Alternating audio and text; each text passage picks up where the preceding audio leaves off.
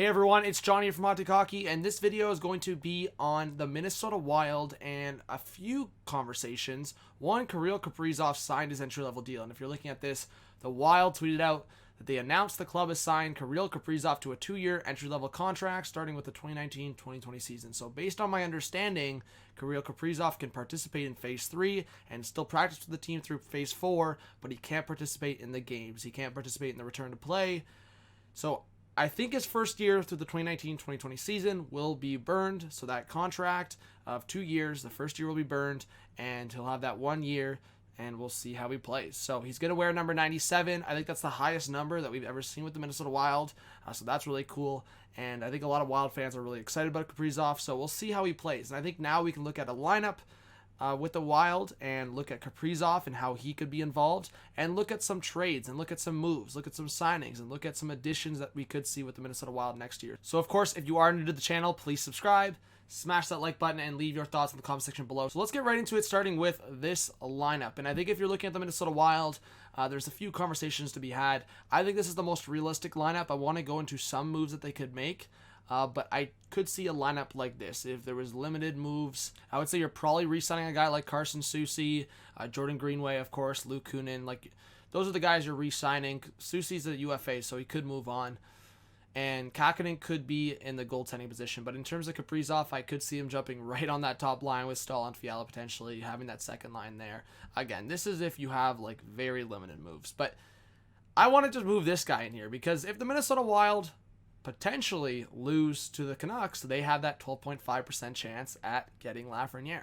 And Lafreniere to a top 6, that would be really cool. And I do want to look at a couple other moves. One being the Wild potentially going after a guy like Matt Murray. You need to consider the Seattle expansion draft. Dubnyk, Stalock, Kakinen, that's the conversation. Who's going to go into next year? But are they going to acquire a goalie? Are they going to sign a goalie?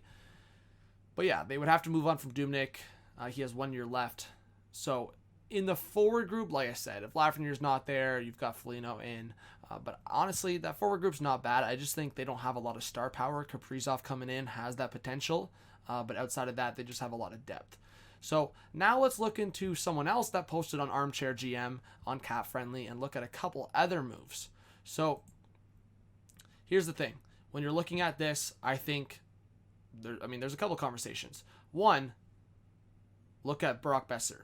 And if the Boeser trade was to happen, I don't think the Canucks should, and I don't think it will happen. But Boeser's from Minnesota, and just to look at these trades, Strome also acquired by the Wild for Brodin Donato. Interesting, maybe a hot take. But the Boeser trade I actually really like.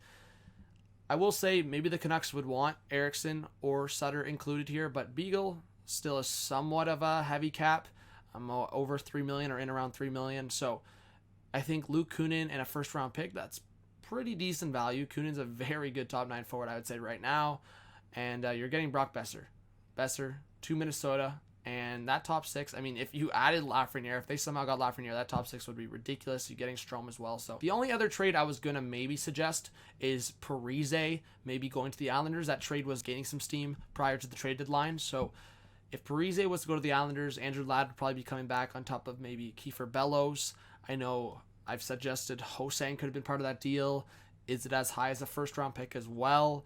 Obviously, the Wild would need incentive, but that Parise contract is risky. So if they could just get 3 years of Ladd and get rid of that Parise contract as well as getting assets back, I think that could be worth it for the Wild. Let me know what you think. I think these scenarios are pretty cool. If you're looking at the Parise trade, if you're looking at maybe them targeting a goaltender, I feel like one of those moves could happen. Going back to just this scenario, this guy had Joel Edmondson signing, so if they were to trade Jonas Brodin, that could be the potential there. Definitely let me know. Please subscribe if you're new. Smash the like button. More videos like this to come. If you're a Minnesota Wild fan, welcome to the channel. If you're any hockey fan, welcome to the channel. Stay safe. This was John from RPO Bay Hockey. Have a good one. Peace out.